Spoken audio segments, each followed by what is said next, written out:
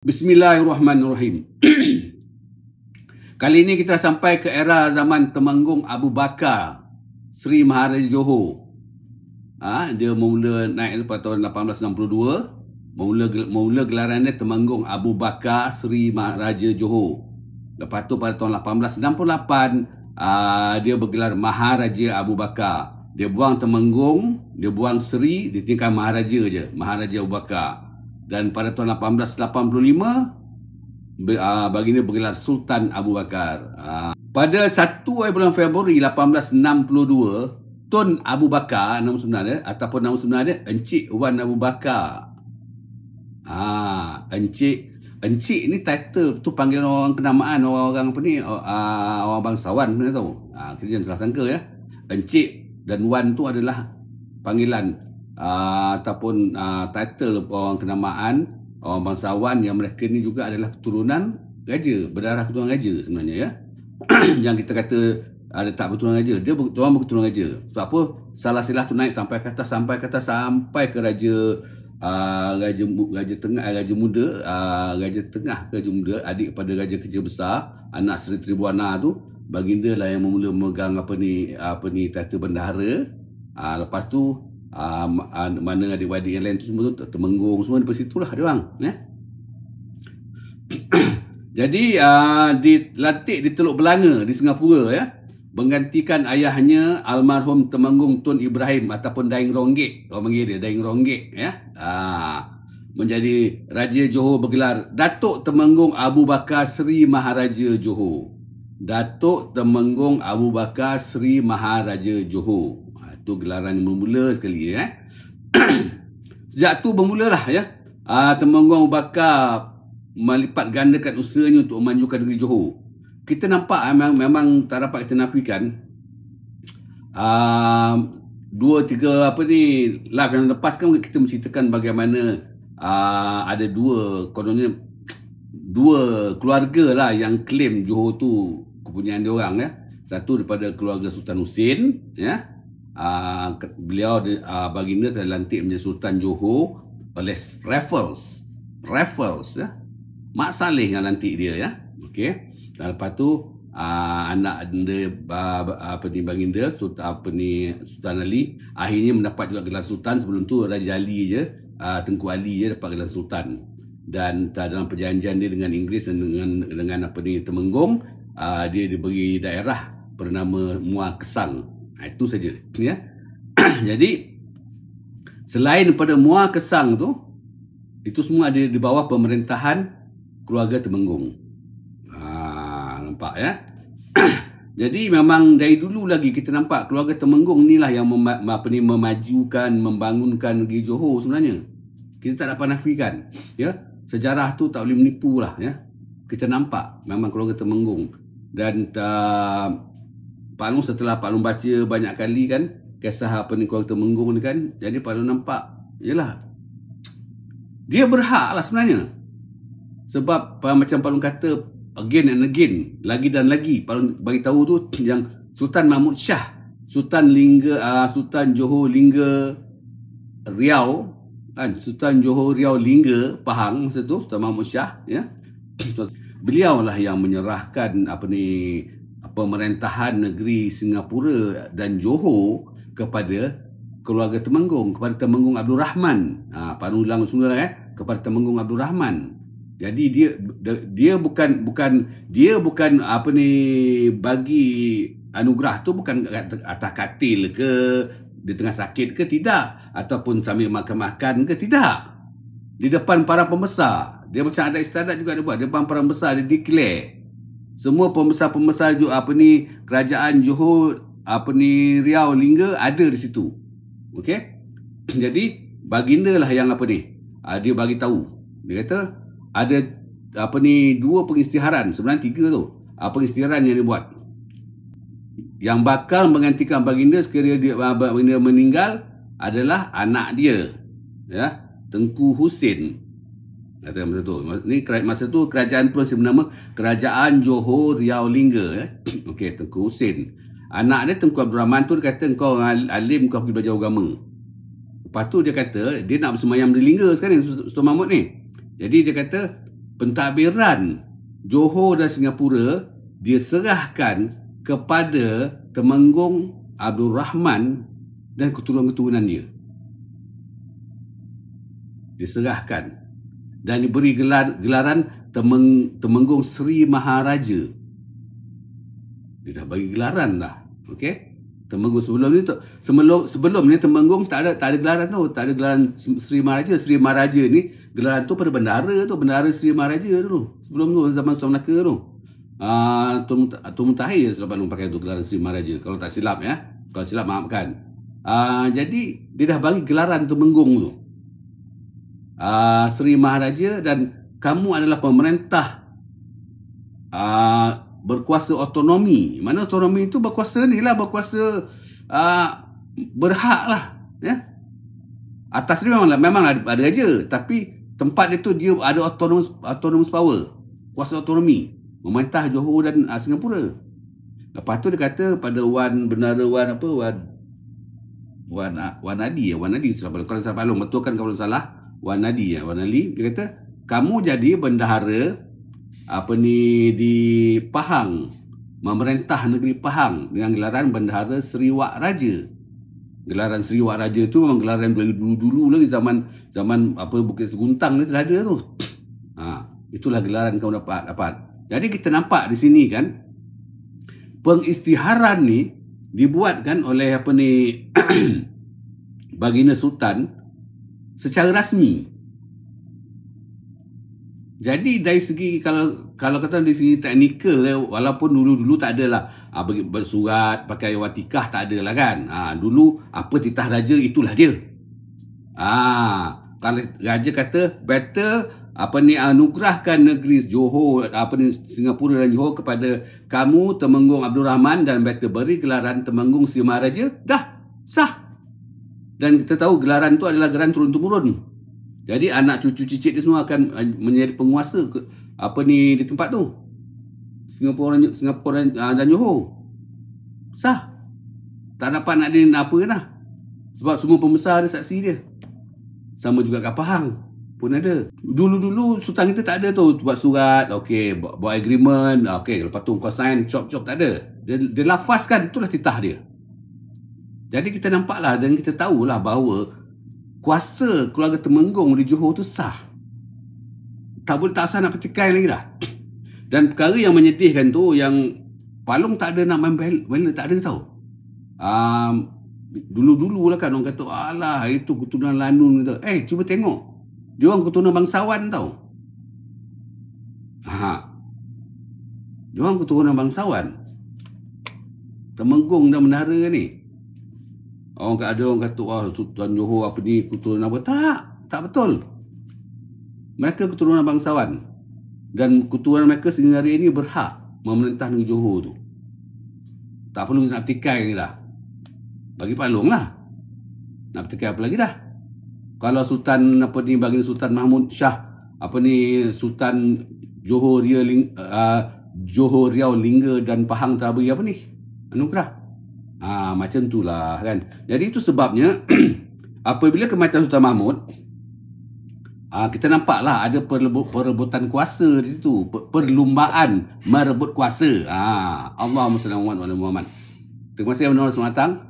Perlumbaan merebut kuasa. Kita tahu dari dulu lagi sejak selepas Sultan Abdul Jalil kan.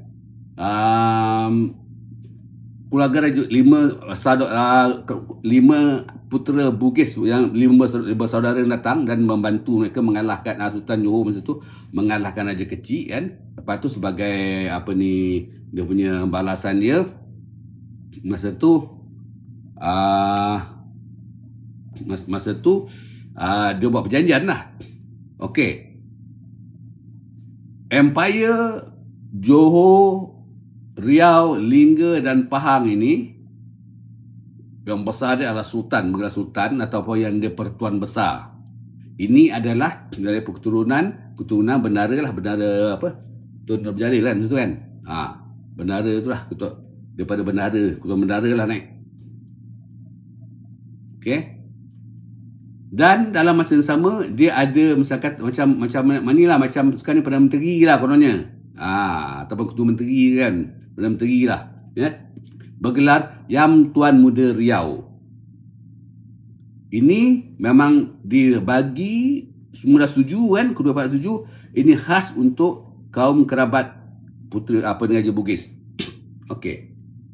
Nampak kan? Cuma kita nampak dalam setelah daripada awal kita tengok kan, polemik dia adalah Sultan tak berapa nak lah menjalankan tugas. Dia banyak nak relax. Diserahkan pada Yang Tuan Muda Riau. Jadi day to day pemerintahan dijalankan ataupun pejabat Yang Tuan Muda Riau. Pejabat Sultan ni, Sultan banyak relax pergi travel sini-sini macam sekarang lah. Macam kalau sekarang kita panggil travel lah. Travel sana sini, travel ke Pahang, travel ke Lingga, travel ke Singapura. Katalah pergi. Kan? Dia tak risau. Apa-apa hal, ada Yang Tuan Muda. Kita bukan nak katakan kaduk nak junjung. Tidak. Dalam kes ni. Dah kalau kau serahkan semua dia buat, dan dia dah terbiasa menjalankan, Yang Tuan Muda Riau telah terbiasa menjalankan tugas-tugas tu, okey, tanpa fail, dan dia terus menjalankan tugas. Jadi secara automatik banyak isu-isu pentadbiran semua ditangani oleh Yang Tuan Muda Riau. Jadi dari situ dah mula dah, ya. Jadi raja-raja kurang. Apa-apa kan refer kat Yang Tuan Muda Riau. Apa hal kan yang di Pertuan Besar ataupun Sultan refer kat Yang Tuan Muda Riau. Ni macam mana ni? Nak buat macam mana ni? Dari lama dia lah yang buat. Jadi lama-lama nampak dah berkuasa. Cuma pembesar-pembesar Melayu memang tak puas hati. Sebab apa? Apabila Yang Tuan Muda Riau menjalankan semua tugas tu, diorang ni bukanlah dipinggirkan. Diorang tak boleh cakap banyak lah. Pembesar-pembesar yang Bugis pula yang naik. Jadi itu yang kita nampak tu. Macam mana pergolakan tu kan. Yang klan Bugis nak menguasai, kata orang ni, klan yang tuan besar ni, Melayu ni. Dan cara paling senang dia buat adalah nikah kahwin. Nikah kahwin. Lepas tu bila raja pergi, anak dia kecil lagi, Sultan pergi, anak dia kecil lagi kan. Bila anak dia kecil lagi, akan dipangku oleh siapa lagi? Next in line lah, oleh Tuan Muda Riau. Kan? Dan bila lagi satu, masa nak memilih anak tu, pengganti raja tu, raja kan banyak bini. Salah satu pada bini itu mesti ada keturunan Bugis. Jadi mana yang anak keturunan Bugis ni akan naikkan. Pun tak sebut. Kalau kau ikut sejarah ni masa Palung baca tu kan, kau nampak. Betul tak? Tidak kat Palung tu. Nampak kan mana yang berdarah Bugis yang naik. Itulah kesilapan Sultan Mahmud bagi Palung lah. Apabila dia bagi kuasa autonomi tu. Yang membawa padahnya, keturunan dia lama-lama tak ada kuasa. Macam Yang Tuan Muda Riau, dia masih ada kuasa. Sebab dia Yang Tuan Muda Riau. Jadi kat Riau tu dia masih berkuasa lah. Cuma yang yang tuan besar ni, anak-anak dalam tak ada kuasa lah. Itu sebab masa apabila selepas bangkat Sultan Mahmud, selepas bangkatnya Sultan Mahmud, okey, sepatutnya Tengku Husin naik. Tetapi masa kemangkatan Sultan Mahmud tu, Tengku Husin tak ada. Dia pergi jalan kan, dekat Pahang mana kan. Jadi masa tu yang berkuasa siapa? Yang Tuan Muda Riau. Dia naik, dia dah ambil suruh Tuanku Abdul Rahman pakai anak saudara dia sebab kahwin dengan adik dia. Mak dia tu adik dia. Kaum keluarga Tuan Muda Riau. Tu jadi dia. Jadi sampailah saat apabila Sultan Mahmud Shah meninggal, Sultan Husin tak dapat nak tuntut dari semula dia punya hak dia tu kerana telah dihalang oleh Raja Jaafar yang Tuan Muda Riau kan. Yang dia backing pada silap Palung yang Raja Jaafar pun dia Yang Tuan Muda Riau lah, sebab dia backing Sultan Abdul Rahman naik kan. Sultan Abdul Rahman tu sebenarnya nak bagi tapi tak Yang Tuan Muda Riau berkeras. Dia kata tak boleh. Taklah. Tak adalah ada negeri Tapi bila Raffle masuk tu, tu Raffle yang ambil dia datang Johor. Lantik dia Sultan, tapi Sultan tak ada negeri lah. Dan dia pula, masalah dia bila masa Sultan Husin pula, masa dia dilantik menjadi Raja Johor tu, dia tak ada buat apa-apa. Patutnya lah duduk kat Singapura ke kat Kampung Gelam tu, buka lah tanah ke apa semua. Tak. Bila dia meninggal, anak dia nak tuntut-tuntut ni orang tak layan lah. Sudahnya kan, pertelingkahan lama-lama tu masa zaman Tengku Ibrahim tu, Tengku Ibrahim pun nak lebih kurang lah. Okey lah, kau nak sang Sultan tu, dan dikas dengan British, okey, tu bagi tata Sultan Ali, ya. Anak Tengku Husin tu, Sultan Ali. Dan bagilah Kesang dan Muara Kesang. Itu pun dia tak pergi terus ke Kesang mentah, dia duduk juga kat Singapura. Salah dia lah kan. Jadi kan ni waktu pun beredar, masa pun kata orang berputar, mana yang hidup mati kan, lepas tu digantikan. Jadi Temenggung Ibrahim mangkat pada 31 Januari 1862 ke Demam, lepas tu dan anak anda beliau pada 1 Februari 1862 tu, Tun Abu Bakar, Cik Wan Abu Bakar dilantik di Teluk Belanga menjadi Sultan.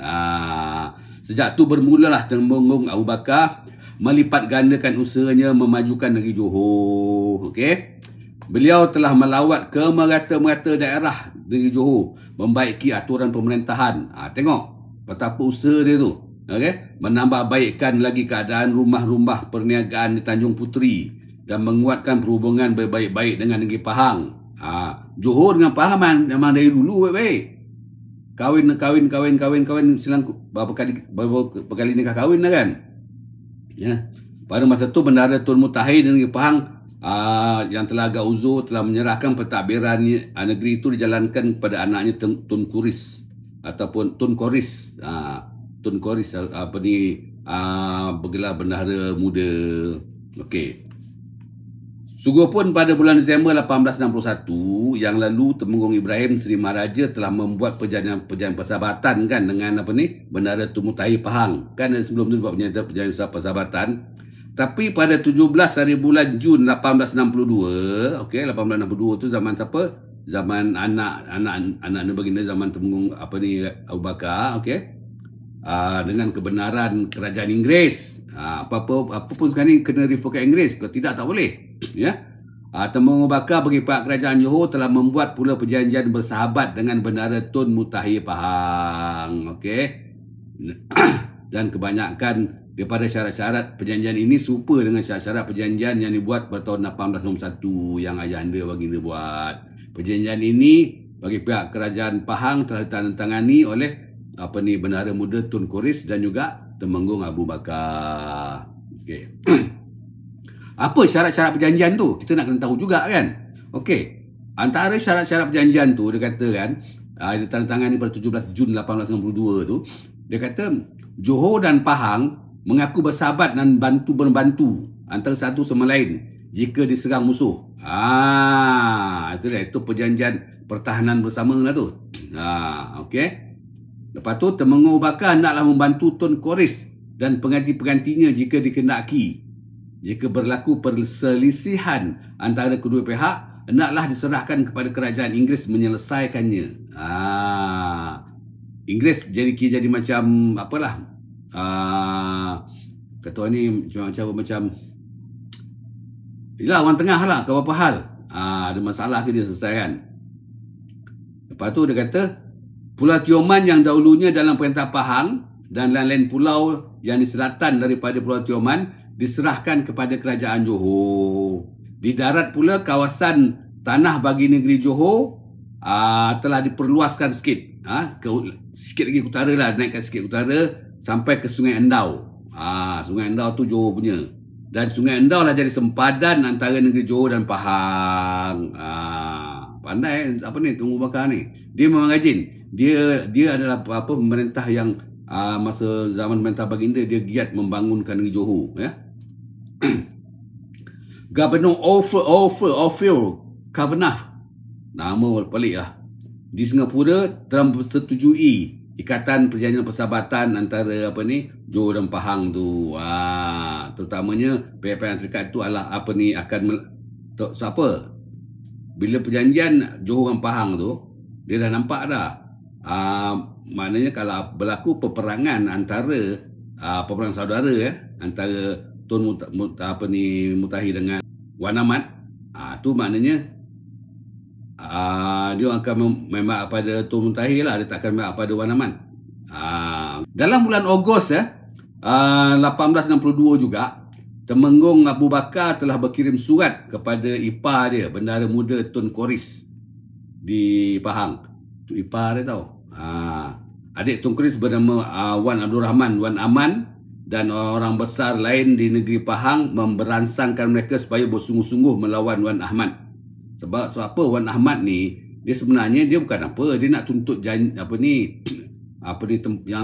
telah diwasiatkan oleh ayahanda mereka. Wan Ahmad dengan Wan Mutahi ni adik-beradik.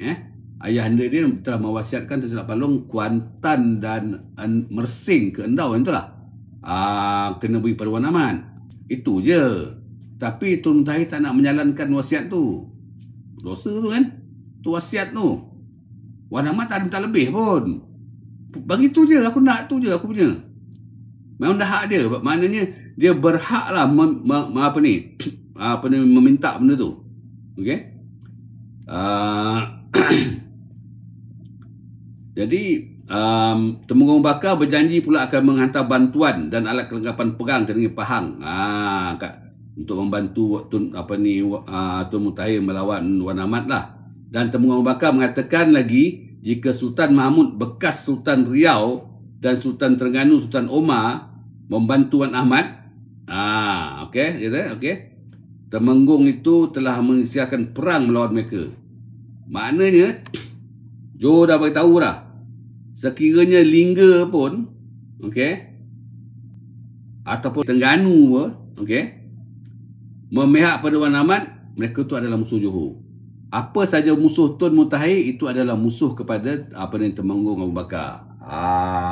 Macam tu dia. Maknanya dia berjanji setia lah untuk membantu. Dalam surat itu juga, Temenggung Bakar telah menawarkan hadiah sebanyak RM500 kepada barang siapa dapat membunuh Wan Ahmad. Dia bagi, siapa dapat bunuh Wan Ahmad, aku bagi RM500. Baik, bagi Pak Long lah, komen Pak Long sini lah, nampaklah ketidakadilan ni kan. Sebab apa ya? Wasiat tetap wasiat lah kan. Wasiat tu kenalah ditunaikan. Sebab apa yang perlu nampak, Wan Ahmad dia tak minta lebih. Dia tak nak jadi pemerintah Pahang pun. Dia tak nak. Dia minta apa wasiat almarhum ayahanda tu ditunaikan, diberi pada dia. Itu je hak dia. Tapi tak tahulah abang tak nak bagi, tu jadi perang tu. Tapi kesian juga Wan Ahmad kan. Johor tak sokong dia. Terengganu dah tentulah tak nak masuk campur kan. Lingga pun tak berani kan. Dalam tahun 1862, tahun tu juga, Temenggung Abu Bakar telah berkirim surat kepada Sultan Ali. Sultan Ali yang nak jadi sultan tu, yang telah dibagi title sultan dan tanah di Muar Kesang tapi tak nak pergi tu, tapi dia masih lagi ada di Singapura. Dia tulis surat kepada Sultan Ali mengatakan daerah Segamat itu bukanlah termasuk dalam perintah Muar. Sebab dalam perjanjian Temenggung Ibrahim yang disaksikan oleh British antara Temenggung Ibrahim dengan Sultan Ali dibagi title sultan dan diberi daerah Muar Kesang sebagai tempat dia, daerah dia. Tapi Segamat tidak. Tapi macam kita kata itu, ada orang Sultan Ali, ada orang Bugis nama apa, Silawatang apa ke? Kan dia pergi minta cukai dekat Muar, kena lawan dengan Muar. Lepas tu lagi-lagi tu kena minta Segamat, dia pergi minta Segamat pula. Itu yang Sultan Bakar hantar surat tu. Dia hantar surat, dia bagi tahu, terus terang cakap dia, daerah Segamat tu bukanlah termasuk dalam daerah Muar. Bukan dalam perintah Muar. Maknanya bukan dalam perintah Sultan Ali, melainkan termasuk dalam daerah Johor, dia kata. Dia kata, itu daerah Johor. Oleh sebab itu, janganlah Sultan Ali sekali-kali apa dia kata, campur tangan ataupun mengutip cukai di daerah Segaman. Ataupun memberi kuasa kepada Temenggung, pada Ketuan Muar, masa tu Temenggung Ismail nama dia kan, untuk memerintah Segaman. Nampak? Segaman ni, Muar ni sebenarnya satu daerah yang masa tu kata orang ni bergolak juga. Sebab apa? Temenggung Ibrahim dan British bagi Muar dekat Sultan Ali, walaupun mereka aware dan sadar bahawa Muar masa tu di bawah pemerintahan Raja Temenggung Muar. Tiba-tiba lah negeri orang nak bagi kat orang lain. Rasa-rasa ingat Raja Temenggung Muar nak diam ke? Tapi sebab Sultan Ali tak ada datang ke Muar nak pergi declare lagi tu hak dia, tak ada nak perang sangat. Tapi semua dah ready, tunggu ready je lah. Orang Muar ready je. Okey, pada 7 bulan November 1862, Sultan Ali selalu kesempatan duit. Dia ni boros tu, dia ni. Ya? Dia suka pinjam duit lagi. Ingat tak? Sebelum tu ceritakan dia pinjam duit dekat Chetty kat Singapura kan? Dia cagarkan apa? Ada dia cagar tu. Dia cagarkan tanah 5 ekar yang British bagi kat Singapura tu, dekat Chetty tu. Padahal tanah tu British bagi dekat dia untuk dia dan keluarga dia duduk buat rumah kat situ. Dia boros, tak tahu apa dia belanjanya, dia berhutang dekat Chetty tu. Dah dia cagarkan. Habislah dia. Tanah terkedai. Apa yang ada? Kan? Lepas tu bulan November, 7 bulan November 1862, dia pun kesempitan wang lagi. Lagi dia minjam dekat Chetty yang dulu tu, yang dia cagarkan tanah di Mekah, tanah keluarga dia yang British bagi tu. Nama Chetty tu sedap kan nama dia? Kavina Chana Shelapah Chetty. Kavina Chana Shelapah Chetty. Korang jangan main tau, Chetty ni kaya tau. Chetty ni dia lah dia punya sistem dia ni macam bank lah tau, Chetty ni. Dulu kaya. Jadi macam Kavina Shelapah Chetty ni, dah lah dia dapat 5 ekar tanah raja punya. Sekarang ni raja nak pinjam lagi RM15,000. Kata dia tujuan apa? Dia kata nak membuka daerah Muar. Itu wallahualam selasang peliput. Pak Long tak banyak nak cakap lah apa dia buat kan. Kita tak nak tuduh kan. Kalau kita tuduh orang tak betul, berdosa. Kalau kita katakan benda tu dia buat, dah aib. Kita nak kena minta maaf ke dia nanti. Jangan. Kita tak tahulah apa masalah dia kan. Mungkin dia ada masalah lah tu. Tapi kali ni dia kata dia nak RM15,000, dia nak pergi buka daerah Muar. Dan bagi cagaran itu, Raja Sultan Ali telah memberi kuasa kepada Chetty boleh menjual seluruh daerah Muar serta harta beliau yang ada di Kampung Gelam Singapura.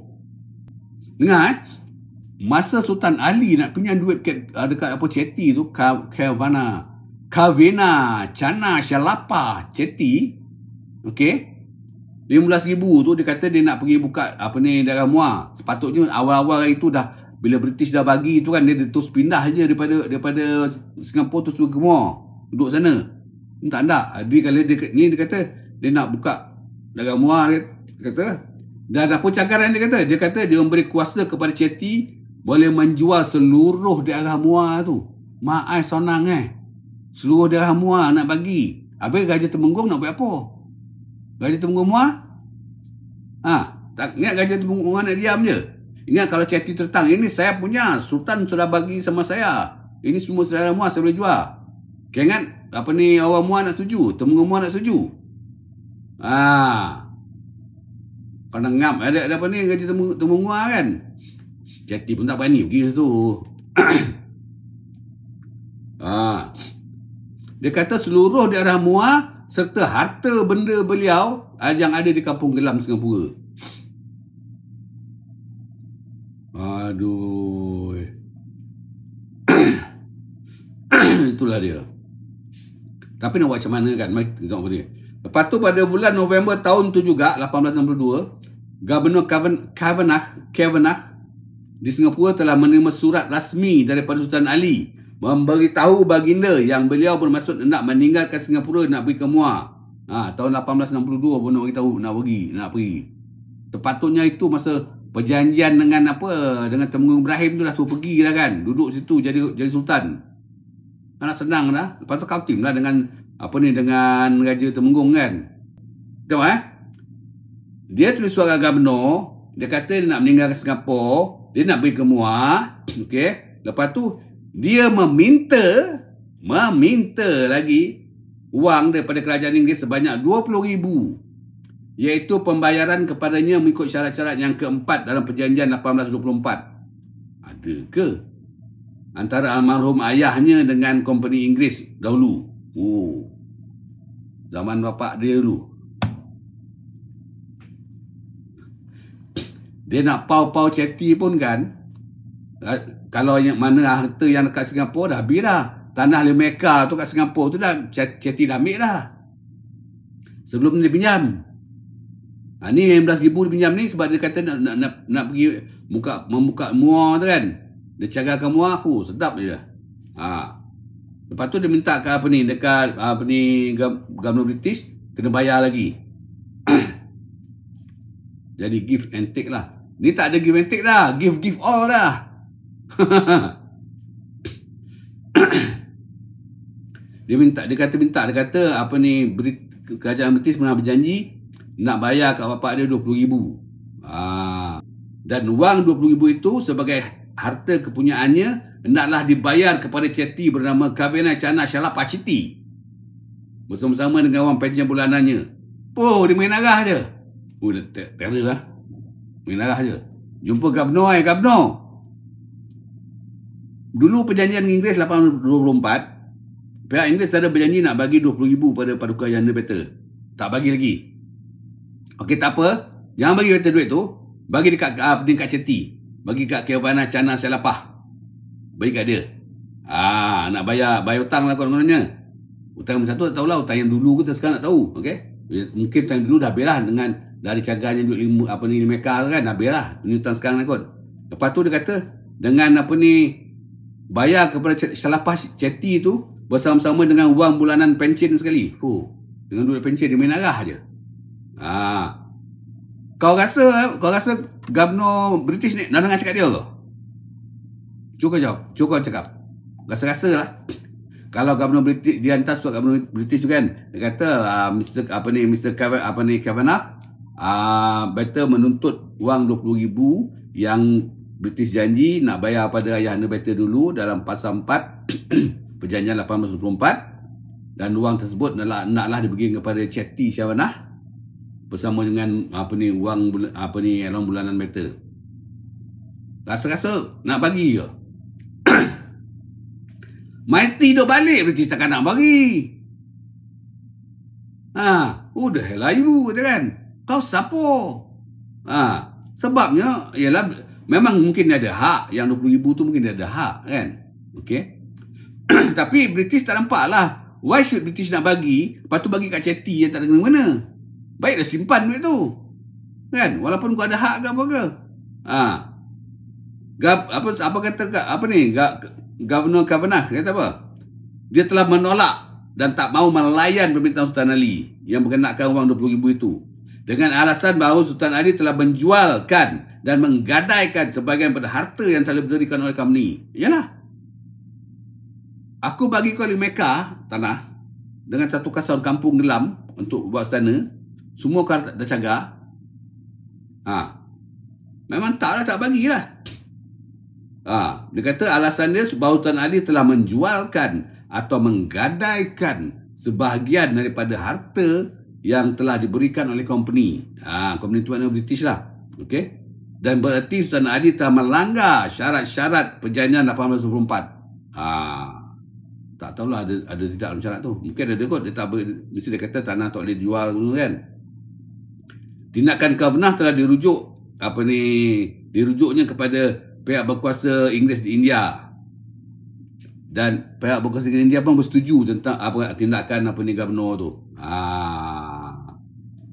Itulah kan. dengar senang oleh paus dan paus ini. Pengajaran lah kan. Jangan rasa kita ni apa, yalah, nak komen apa-apa pun tak boleh. Tapi nampaklah kan kesilapan Sultan Ali kan. Dalam bulan November 1862, Sultan Ali pun meninggalkan Singapura. Tapi bukanlah pergi ke Muar. Dan dia minta duit ke Chetty tu ke mana pergi Muar. Yang perintahnya tapi tak. Dia pergi mana? Dia macam bapak dia juga. Aduh, ya sedih lah Pak Long.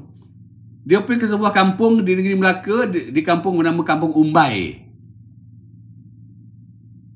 Aduh, dia pergi ke Melaka.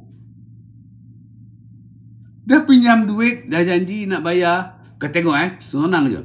Pinjam duit RM15,000, okey. Cagaran dia apa? Seluruh Muar tu, dia cagar ke Chetty. Kalau pergi ke Muar tak apa. Nampak tak kenapa tak pergi ke Muar? Dia tahu Muar tu, kalau kawasan Muar, Kesang tu Kesang lah kan. Ini yang kawasan Muar, macam bandar Muar tu kan. Kawasan ni lah majlis bandaran sekarang lah kan. Apa ni bandar Muar tu kan sekarang ni. Semua tu ada di bawah kawasan Raja Temenggung. Dia tahu. Sebenarnya dia tahu tak ada kuasa di situ. Dia tahu dah kena game dari British. Mungkinlah kalau pergi kat Kesang tu okey. Kalau duduk kat Kesang tu mungkin Raja Temenggung tak marah sangat lah. Tapi kalau ada pergi ke Muar, kau datang kat bandar Muar tu, tiba-tiba kau nak katakannya pemerintah, memang tak lah. Raja Temenggung memang taknya. Dan itu sebenarnya yang British nak. Bila pergi situ dia akan berperang. British tepuk tangan lah kan. Opportunist. Ini tak ada pergi Umbai. Dia ikut macam arwah bapak juga. Tapi apa ke Umbai tu? Umbai tu orang tempat orang. Ada tanah dah dibagi tanah, tak nak duduk. Ada tanah dah dibagi tanah, pergi dijual lah. Aduh. Pada masa Sultan Ali di Umbai tu, beliau pun tahu bahawa di negeri Pahang sedang berlaku peperangan antara Bendara Tun Mutahir yang memerintah negeri itu dengan adiknya Wan Ahmad. Yang melawan kawasan abangnya. Temenggung Abu Bakar yang baru dilantik menjadi Temenggung Johor dengan terang-terangan membantu Tun Mutahir kan. Dan anaknya Bendara Muda Tun Khoris.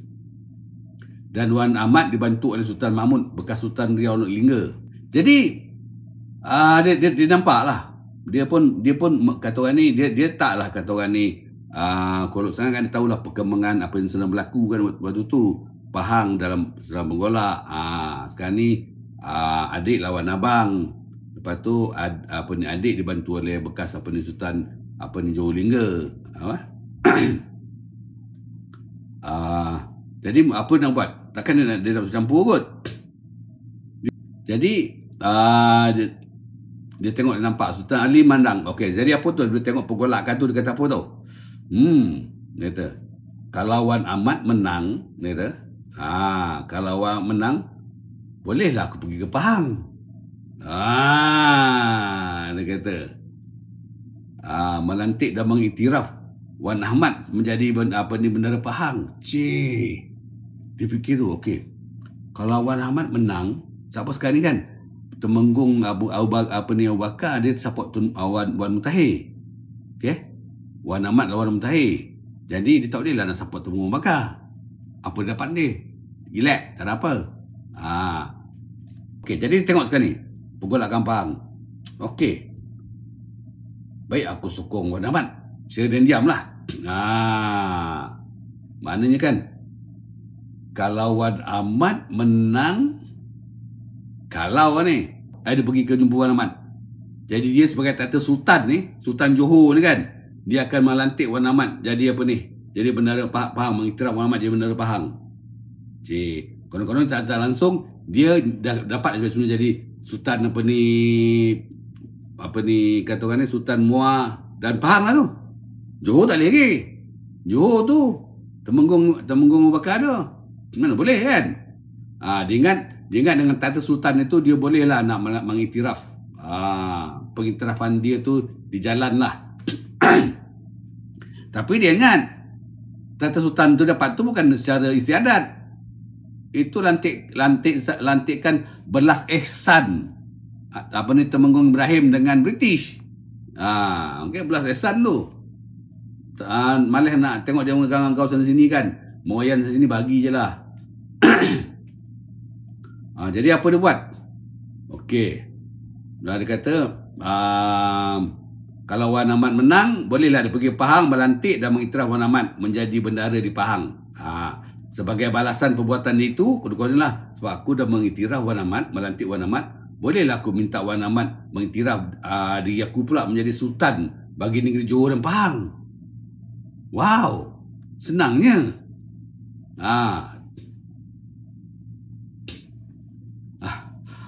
Bayangkan dia ini macam niaga makan hati angin tau. Macam katakan niaga hati angin kan. Itulah. Okey, berangan lah, macam palung lah berangan. Kalau aku tolong Wan Ahmad ni, ataupun aku sokong Wan Ahmad, kalau Wan Ahmad menang kan, aku pergi jumpa Wan Ahmad, aku tiraf dia. Okey, better tiraf Wan Ahmad jadi bendahara Pahang. Dan masa sama Wan Ahmad tiraf better jadi Sultan Pahang dan Johor. Wah, Johor tu, nak ambil Johor tu, rasa-rasa Temenggung Abu Bakar nak berdiri negeri. Hei, tak mau lah kan. Dengan jalan itu tertubuhlah balik. Dia kata kerajaan Johor Riau yang besar dahulu dengan mempunyai bendahara di Pahang dan Temenggung di Johor seperti sedia kala.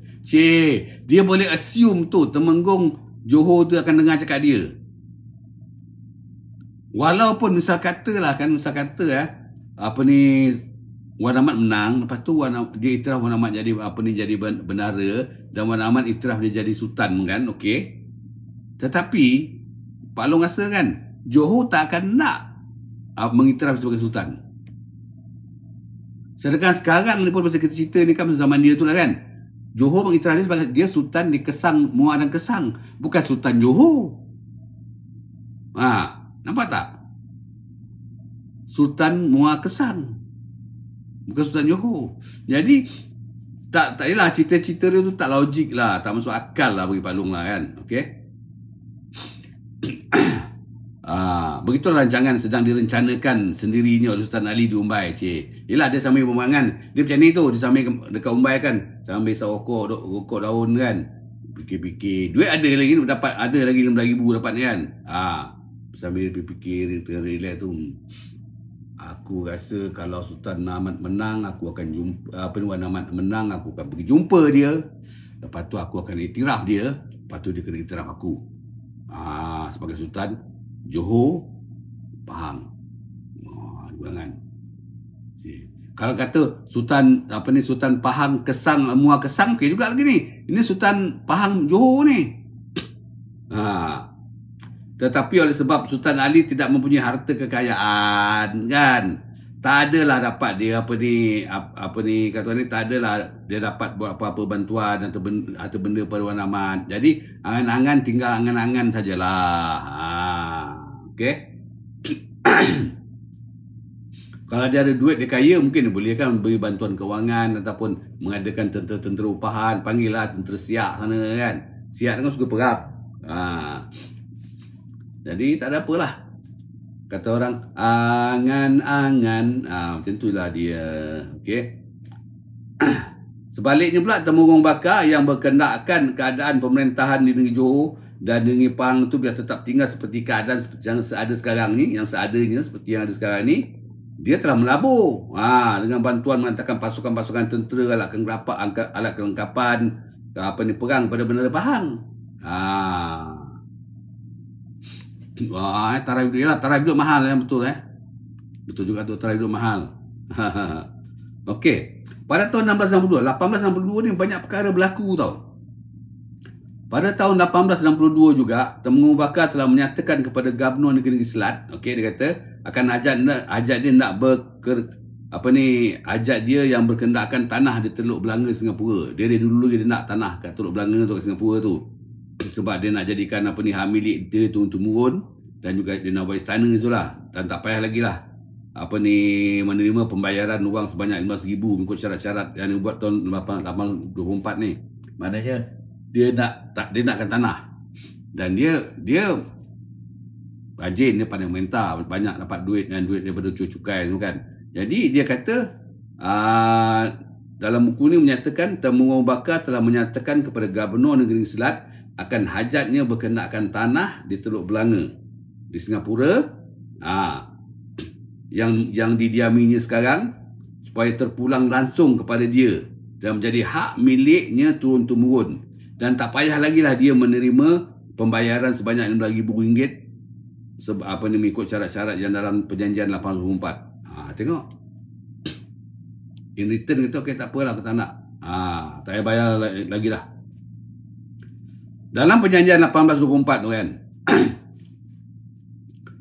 memang ada dikatakan yang pihak company British akan bayar RM15,000 ya, kepada keluarga Temenggung. Dia kan tak bayar kata. Sekarang ni kau bagi aku tanah kat Teluk Belanga ni, okey, freehold.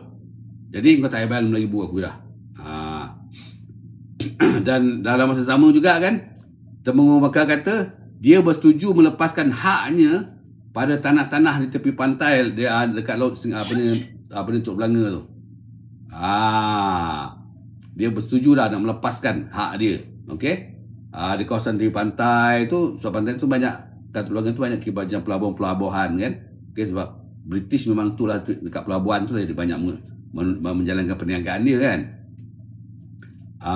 Dia kata melepaskan tanah di tepi pantai laut dekat Teluk Belanga serta kawasan tempat lampu semboyan di kemuncak bukit di Singapura yang sekarang dikenali dengan nama Mount Faber.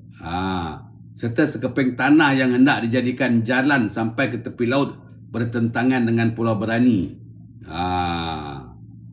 Sebab permintaan Temenggung Bakar ni, dia minta dia nak tanah kat Teluk Belanga tu, in return dia bagi ini. Jadi itu adalah tawaran menarik bagi kaum Inggeris. Jadi permintaan Temenggung Ibrahim tu telah disetujui oleh kerajaan Inggeris. Okey lah, good deal. Satu tawaran yang baik. Jadi pada 19 bulan Disember tahun 1862 itu juga diperbuatlah surat perjanjian serah menyerah kuasa itu. Di dalam kawasan di Teluk Belanga itu tempat pemakaman nenda beliau almarhum Temenggung Daeng Ibrahim. Dia nakkan kawasan tu semua tu kat Teluk Belanga tu. Bukan seluruh Teluk Belanga tak adalah. Okey, ada sebahagian kawasan tu. Memang Temenggung punya family no tak ada berliga. Dia pandai memerintah.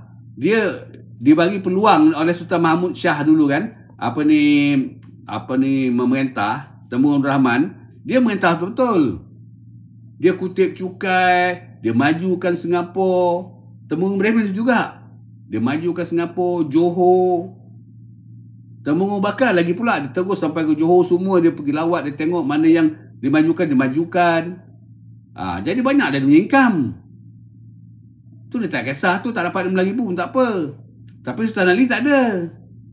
Nak senang je. Itulah dia. Jadinya, okey.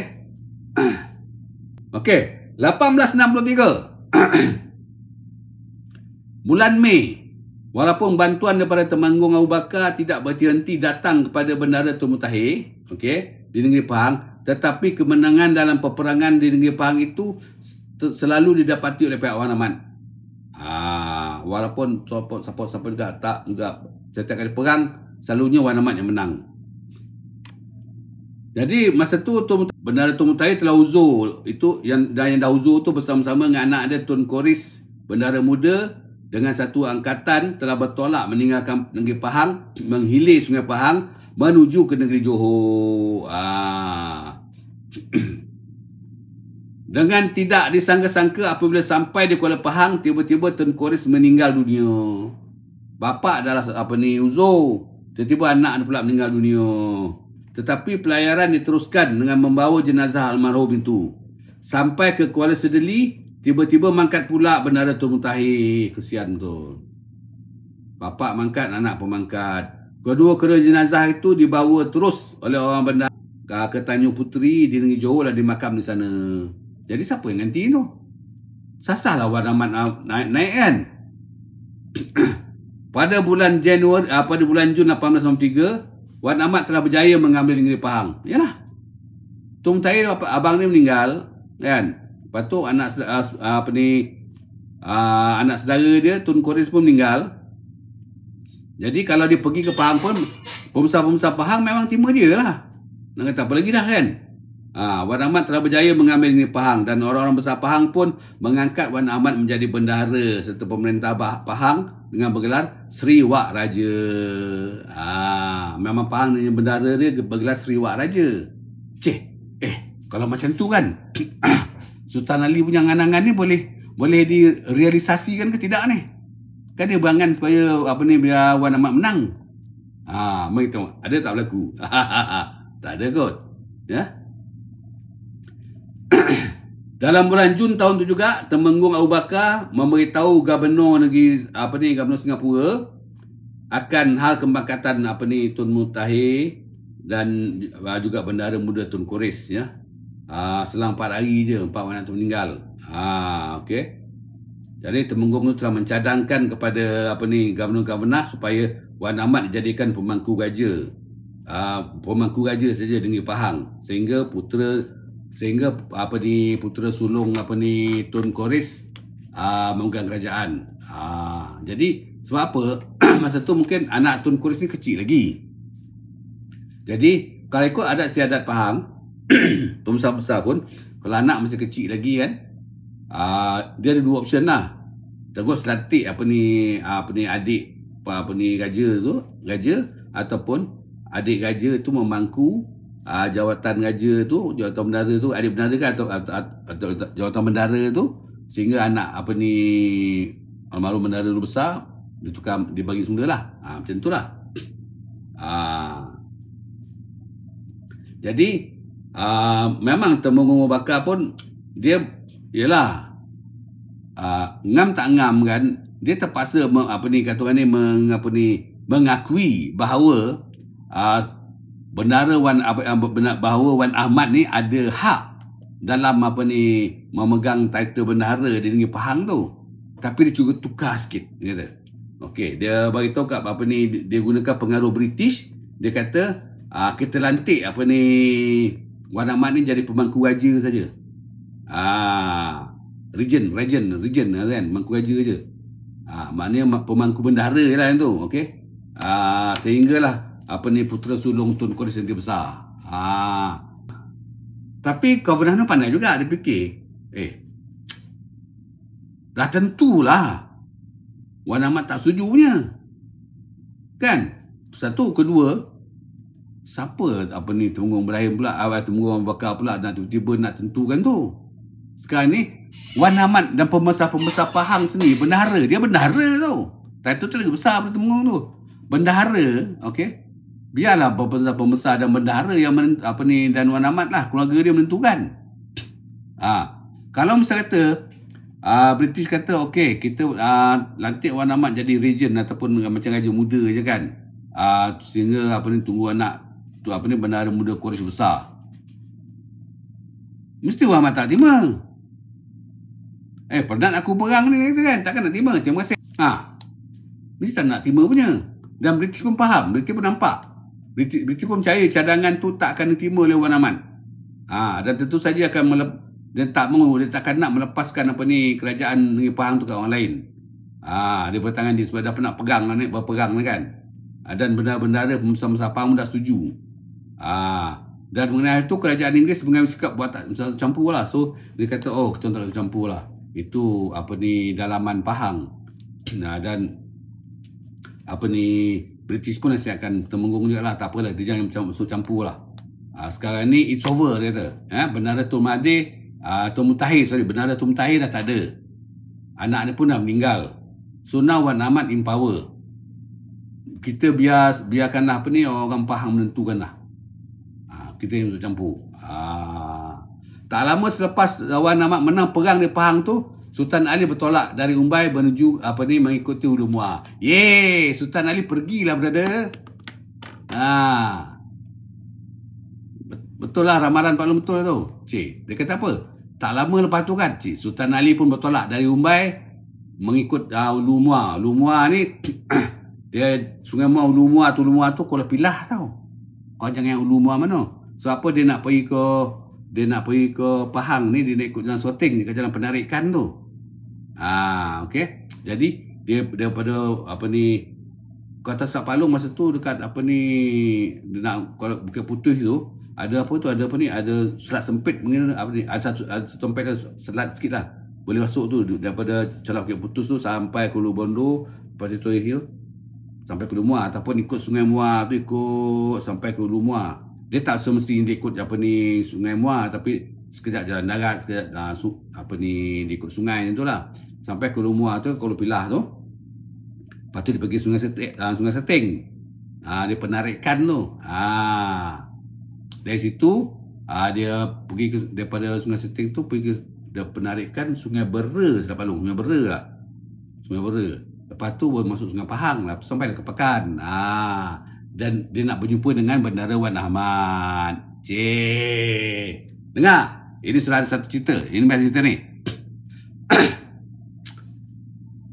Palung sedih, kesian tak boleh. Palung boleh bayangkan lah kan Sultan Ali dalam keadaan yang macam yelah, sebuah kekurangan. Betul kan? Dia tak semewah pembesar-pembesar lain. Okey, duduk tu kan. Yang ada pada title dia lah kan. Tak tahu macam mana lah kan. Jadi Sultan Ali telah pergi jumpa apa ni Bendara Wan Ahmad, dan dia telah menyatakan keinginannya.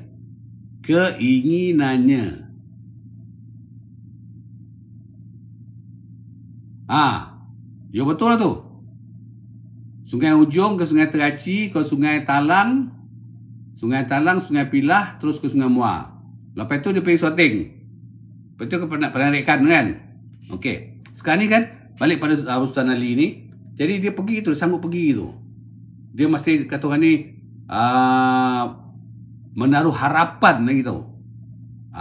Konon-kononnya yang dia ni title Sultan yang dia pakai ni is above, atas daripada Bendara dan Temenggung.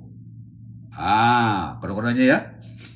Okey. Jadi dia pergilah dan menyatakan keinginan dia selama ini. Nak menantik Wan Ahmad menjadi bendara. Selepas tu dimintanya pula Wan Ahmad melantik dia menjadi sultan seperti dia harapkannya. Dia pergilah jumpa kan, dia jumpa Wan Ahmad ni. Dia mesti ke kandang dinda, mungkin dia ke kandang dia kot kan. Dia bahasa ni dia kot. Pertama mesti akan tahniah kan, tahniah lah sebab menang apa yang dapat apa ni berjaya menguasai Pahang tu. Lebih tahu tu kan.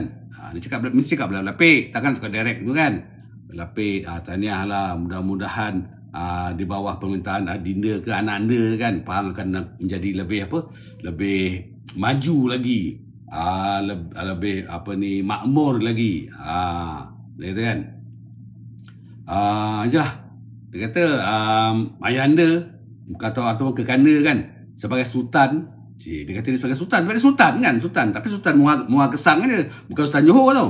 Jadi sebagai sultan memang selama ni memang ingin nak melantik anak anda ataupun adinda ke kan, lebih apa ni, lebih apa ni, dah lama dah nak melantik apa ni, kita kata adinda lah misalnya kan, adinda Wan Ali ni menjadi apa ni bendara, tapi tak berkesempatan.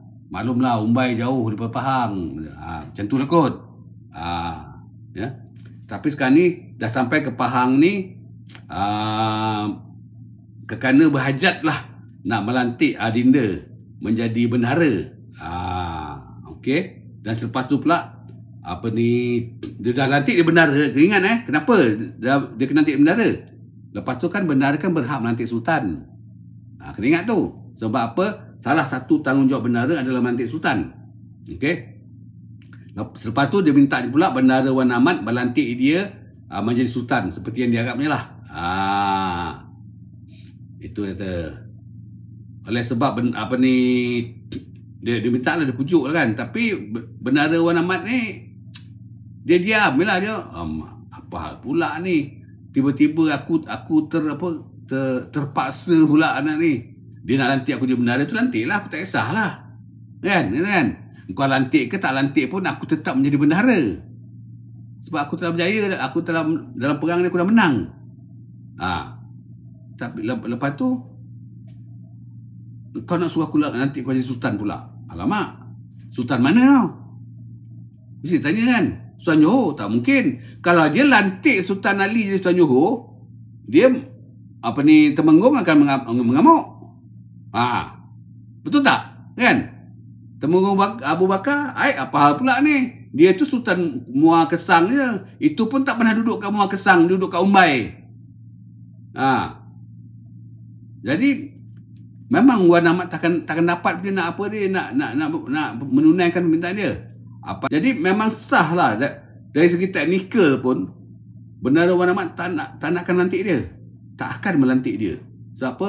Bendahara Wan Ahmad tak mampu untuk bertelagah atau bersengketa dengan Temenggung Johor. Kalau dia bersengketa dengan Temenggung Johor, bermakna dia akan bersengketa dengan British. Kalau Pak Long pun jadi Pak Long tak nak. Jadi Wan Ahmad Wan Ahmad tak mau menerbitkan suatu kerumitan lagi. Perintah Sultan itu ditolak. Sorry lah, kerana tak dapat lah. Kalau orang kamu Pak Long kan, sorry lah cik, tak dapat saya nak nolong dah. Macam tu lah. Sorry lah bang, Bang Long, tak dapat saya nak nolong tu dah. Sebab saya ni tak ada hak ni. Macam alasan begitu kan. Kalau saya lantik Sultan mana? Sultan Pahang. Tak boleh. Pahang ni saya punya. Acik tak ada hak lah. Sorry bro, I can help it. Acik tak ada hak kat Pahang ni cik. Ini keturunan saya punya.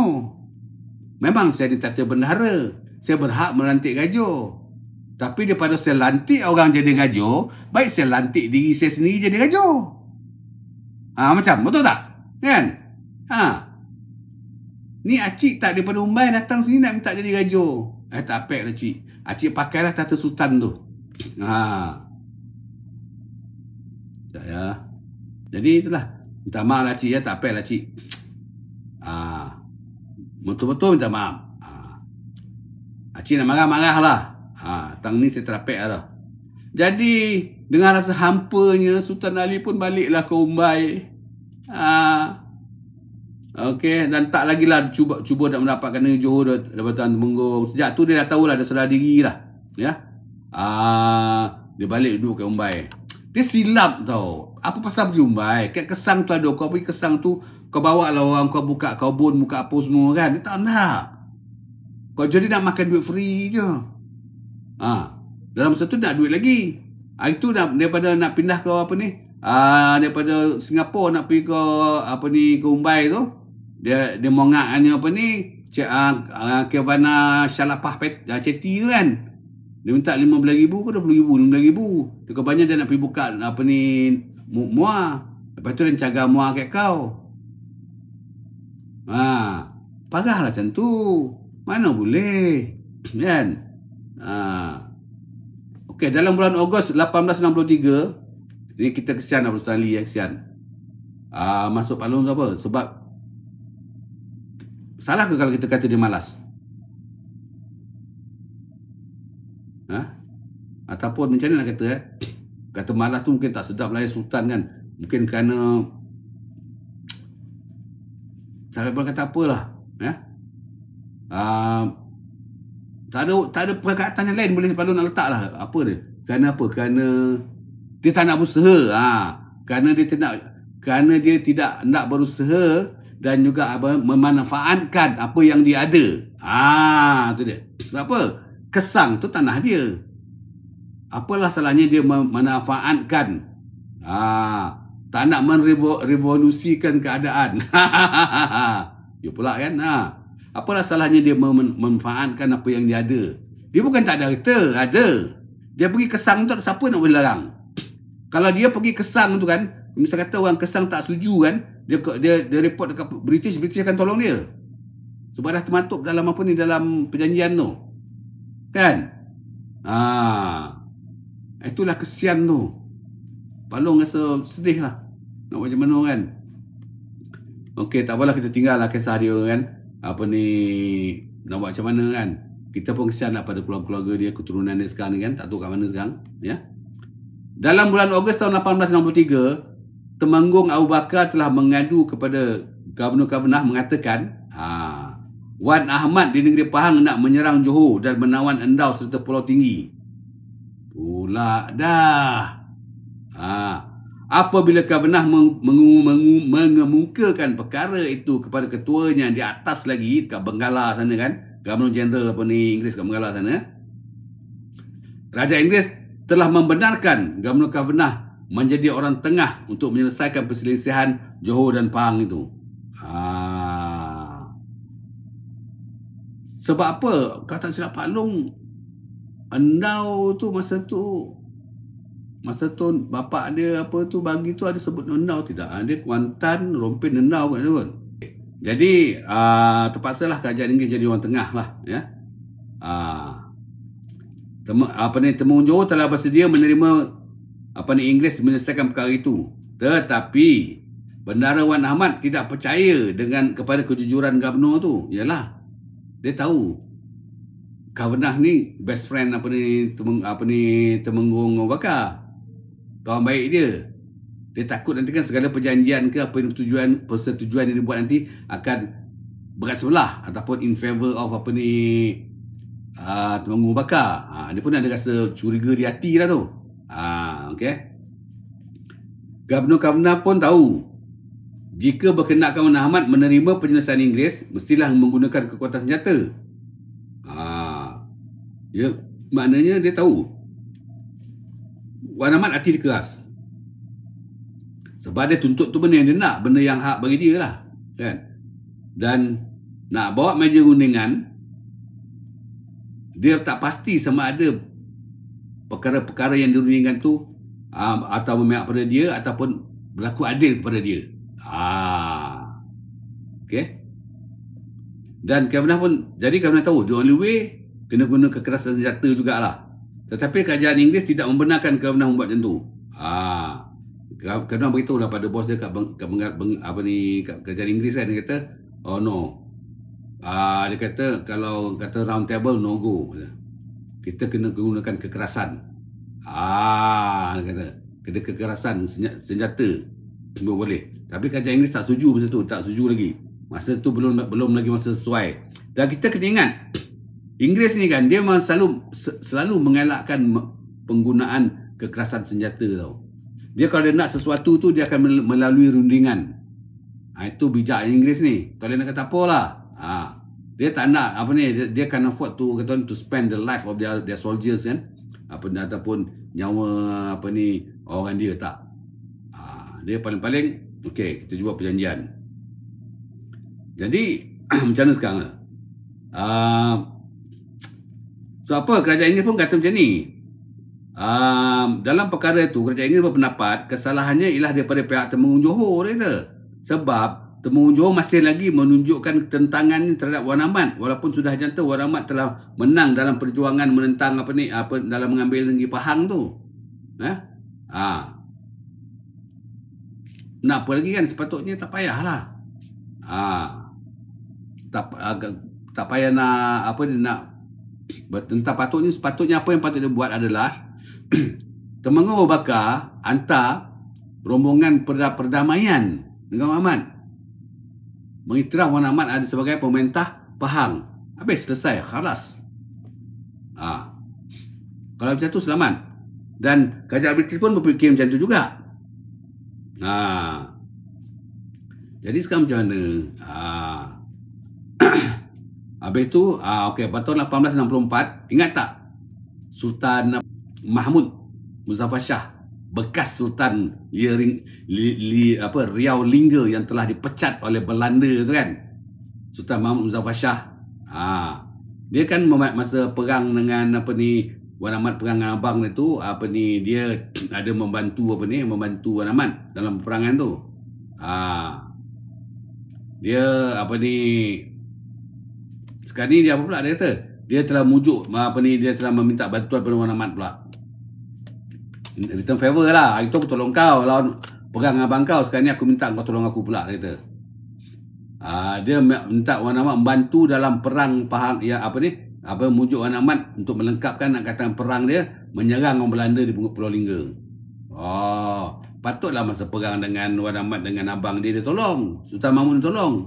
Sultan Mahmud Muzaffar Shah tolong. Ya. Kan Sultan Mahmud Muzaffar Shah dalam live sebelum ni kalau dia beritahu yang dia telah dipecat oleh Belanda kan. Jadi sekarang ni dia minta tolong. Minta tolonglah serang Belanda. Sasahlah bendara Wan Amat tak nak, apa aku nak cari pasal pula. Kan? Jadi pujukan itu tidak ada persetujuan oleh bendara Wan Amat. Wan Amat tak setuju. Sorry lah brother. Tang tu tak dapat, saya nak nolong dah. Dia dah 2 kali dah. Kak Sultan Ali pun dia kata, sorry lah bang, tak dapat, saya nak nolong. Yang ini pun dia kata, sorry lah bang, tak dapat, saya nak nolong. Siapa? Dia tak nak menceburkan diri dia dan rakyat Pahang dalam peperangan di luar negeri. Itu peperangan luar negeri. Dan paling yakin Wan Amat ni dia bijak tau. Dia nampak, dia strategik je bang. Sekiranya dia pergi menyerang Lingga lah kan. Okey. Belanda dia tak akan mesti katalah dia dapat serang Lingga kan, ataupun dia dalam perjalanan. Bila Belanda dapat tahu, Belanda akan minta bagi tahu dekat Inggeris. Sebab apa kan dah pecah sempadan tu dah ada kan. Ni orang kawasan kau ni nak tanggung serang kawasan aku ni. Macam mana ni Inggeris? Tolonglah. Selesaikan. Macam tu lah. Jadi Sultan pun tolak. Dia tak mau. Dia minta maaf lah. Maknanya 2 sultan lah. Sultan Mahmud Muzaffar Shah. Dia ni adalah sepupu kepada Sultan sepupu pada Sultan Ali ni. Kata Serak Palung, Mahmud Muzaffar Shah ni anak Sultan Abdul Rahman tu. Sepupu lah, dia sepupu lah. Jadi dua-dua sepupu tak dapat lah ditolong oleh bendara Wan Amat. Okey. Jadi dalam tahun tu juga Sultan Mahmud telah mangkat di Pekan Pahang. Dia datang dia pergi ke Pekan tu, datang ke Pahang, dia jumpa minta tolong. Okey. Dan telah dimakamkan oleh pemakaman bendara-bendara Pahang. Dia datang minta tolong tu. Dia daripada Lingga datang minta tolong. Sebab apa masa perang dengan, yelah betul lah, masa perang dengan Tun Mutai itu dia bawa orang dia datang ke Pahang tolong Wan Amat. Wan Amat tak minta tolong pun, dia je volunteer. Samalah dengan harapan dia. Nanti bila menang tu dia minta Wan Amat tolong dia. Macam tu lah. Tapi sekurang-kurangnya Sultan Mahmud Muzaffar Shah ni dia datang. Dia tolong. Sultan Ali tak. Sultan Ali berangan-angan saja. Dan menang tu sangguplah mentas Sultan belantara kan, dan tak tolong. Tak dapat kan. Baiklah. Okey. 1866. Tengok lagi Pada hari Senin 1 hari bulan Januari 1866, dalam satu istiadat yang diadakan di Bandar Tanjung Puteri. Tajuk Johor Tanjung Puteri. Kan? Temenggung Abu Bakar Seri Maharaja telah mengubah nama Bandar Tanjung Puteri kepada nama Johor baru. Agaknya apabila maaf kalau pun salah ya. Agaknya kan apabila Tanjung Puteri ni telah tukar jadi nama Johor baru, jadi ahli-ahli sejarah nak nak namakan Johor yang sebelum ni panggil Johor lama lah. Macam tu lah kot. Johor baru. Lekatlah nama tu dipakai sehingga sekarang ni, Johor baru, JB. Tapi kalau orang macam orang Muar ke orang Batu Pahat, tak tahu lah. Orang Batu Pahat pun tak tahu lah. Orang Muar kan, kalau dia orang kata nak pergi ke Johor baru, dia tak cakap pergi ke Johor baru tak. Dia tak cakap JB tak. Dia kata bagaimana ke Johor. Dan gimana ke Johor. Nak tahu orang tu orang Johor tidak? Tanya dah. Orang Segamat ke mana kan. Nak pergi mana? Engkau kampung mana? Kampung aku Muar. Dah salah. Kalau orang Muar kata Muar. Kampung kau nak ke mana? Kampung ke mana? Muar. Ni kau nak ke mana ni? Aku nak ke Johor. Tu sah asli Johor. Betul Dr. Sam kan? Tapi kalau tanya kau kampung mana? Muar. Tak ada mongak tu. Itu sah orang Pilah. Orang Pilah hanya buat Muar. Lepas tu kau nak pergi mana? Dia nak pergi JB. Sah-sah lah kau Pilah. Tapi kalau kata kau nak kau kampung mana? Muar. Kat mana? Sungai Mati? Muar. Contoh lah kan. Kau nak pergi mana ni? Ke Johor. Itu anak Johor. Anak Muar. Okey. Jadi 1866 1 Januari 1866 adalah tarikh di mana Tanjung Puteri ditukar dengan nama Johor Bahru. Okey. Pada masa itu juga, bagi memudahkan peladang-peladang Gambir dan lada hitam di negeri Johor, Baginda Baginda Temenggung Bakar ni telah mengadakan tempat-tempat kastam. Kastam ni untuk dia nak paduit lah. Muher tak ada dah. Muher tu itu mana tu? Muher tu. Jadi dia adakan kastam kat mana? Dekat Johor Bahru, dekat Pendas, dekat Kukup, dekat Batu Pahat, Tanjung Surat, Penggerang. Dengan pertolongan pemerintah Inggeris di Singapura, Baginda telah mengadakan undang-undang tanah bagi negeri Johor. Tengok. Kita nampak dinasti Temenggung ni, ya, terutamanya masa zaman Temenggung Abu Bakar, banyak benda dia buat. Banyak pembaharuan dia buat. Undang-undang tanah Johor dia buat, banyak bangunan-bangunan kastam didirikan. So apa? Bila kastam tu untuk kutip cukai. Bila kutip cukai tu untuk pendapatan kerajaan negeri. Tengok, dia buat. Apalah salahnya kan Sultan Ali tu kalau ada tanah kat Kesang tu, pergilah buat. Kan? Buat kat situ.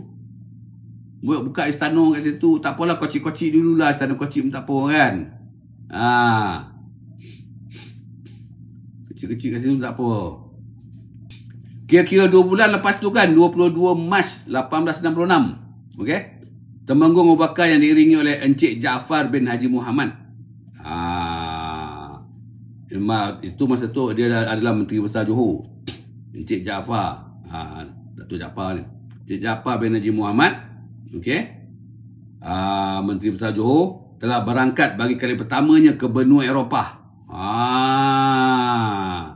Ini dia gaji yang pertama pergi ke benua Eropah ni. Okey. Pada masa Baginda di bandar dia gimana? Dia pergi ke London.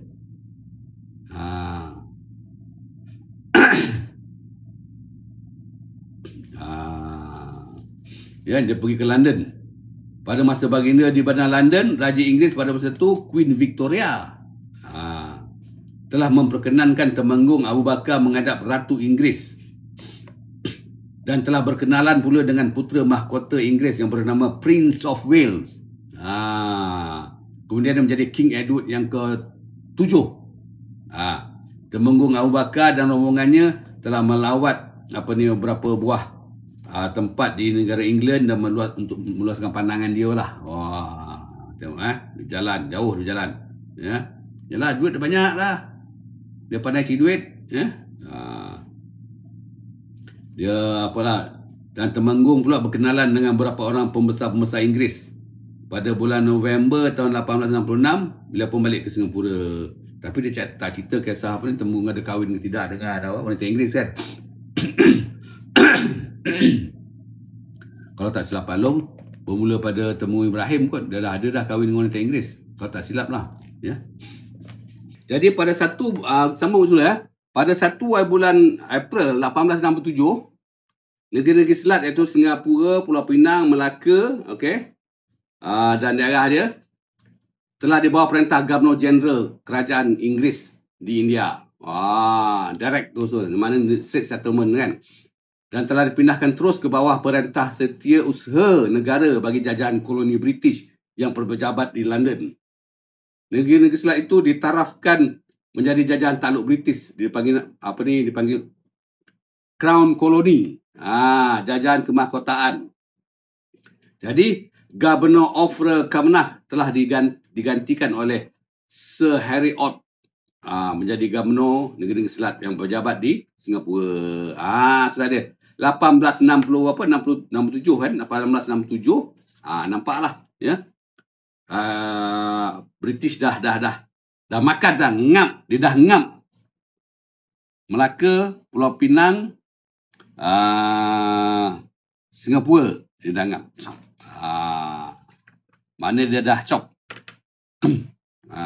Queen dah chop, King dah chop lah tu. Dia punya. Okay. Johor dan Pahang masih berselisih faham lagi pasal sempadan.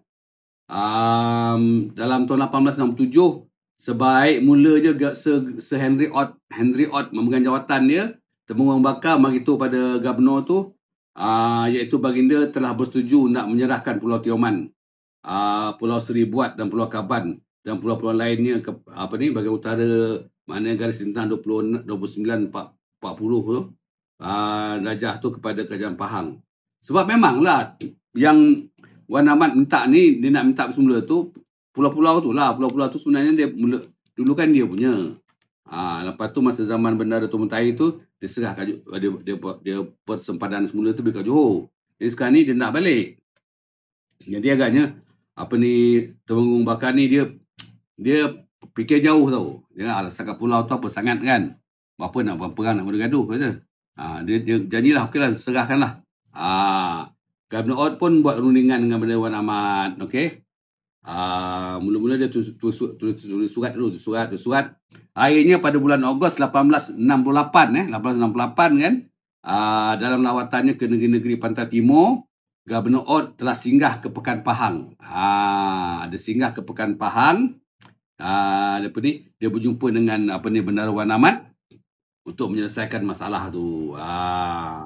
Jadi dia jumpa Bendara Wan Ahmad, dia kata kepada Wan Ahmad, Sungai Endau akan menjadi sempadan di darat antara Johor dengan Pahang. Wan Ahmad berkata okey. Dan lautnya dari kuala Sungai Endau mengikut satu garisan lurus, dia kata. Garisan lurus, dia kata, yang dijangka dari timur ke barat, dia adalah beritahu kan, maknanya Pulau Tioman hak Pahang. Dia kata. Jadi Wan Ahmad pun setujulah dengan kata orang ni, usul daripada Henry Ot tu.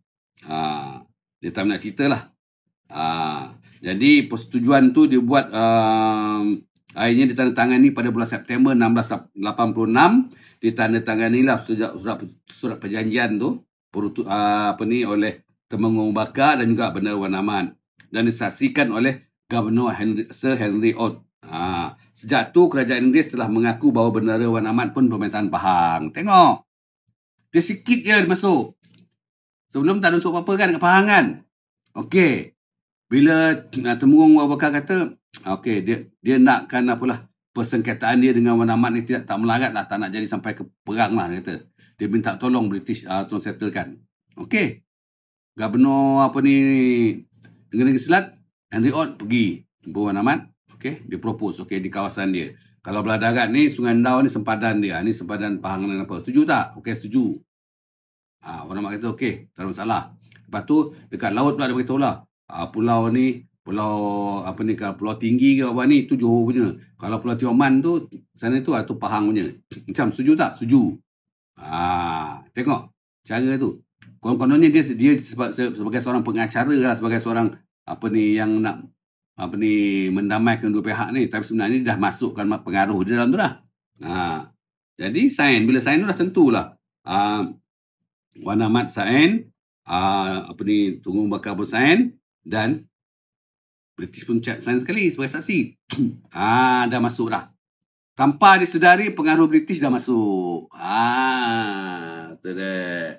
Pada satu hari dalam bulan Jun 1868, satu majlis adat istiadat dan keramaian telah dihadiri oleh rakyat dan orang sebesar Johor. Telah diadakan Ibu Negeri Johor yang baru tu, nama Johor Baru tu. Okey, ni pada ini ingat tarikh ni bulan Jun 1868 Okey. Ada satu adat istiadat dibuat di Johor Baru. Okey. Pada masa itu diisytiharkan gelaran Raja Temenggung Abu Bakar Seri Maharaja Johor itu ditukar kepada Maharaja saja. Maharaja. Jadi pada mula-mula kan dia panggil Raja Temenggung Abu Bakar Seri Maharaja. Dulu dipanggil Temenggung Seri Maharaja. Lepas tu Raja Temenggung Abu Bakar Seri Maharaja. Masa zaman Atuk tu Temenggung Seri Maharaja je. Okey. Lepas tu tukar, macam dia tukar. Jadi Raja Temenggung Seri Maharaja. Lepas tu tukar lagi, buang semua jadi Maharaja saja. Pada bulan Jun pada bulan Jun 1868. Masa tu ada istiadat dia buat secara adat istiadat lah. Tukar tukar title tu.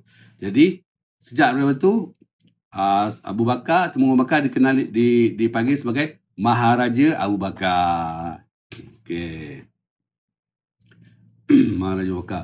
Pada 30 bulan Jun 1868, Maharaja Abu Bakar telah berkirim surat kepada Gubernur Ot meminta disampaikan ucapan terima kasih baginda kepada kerajaan British yang telah menyetujui keinginan baginda memakai gelaran Maharaja.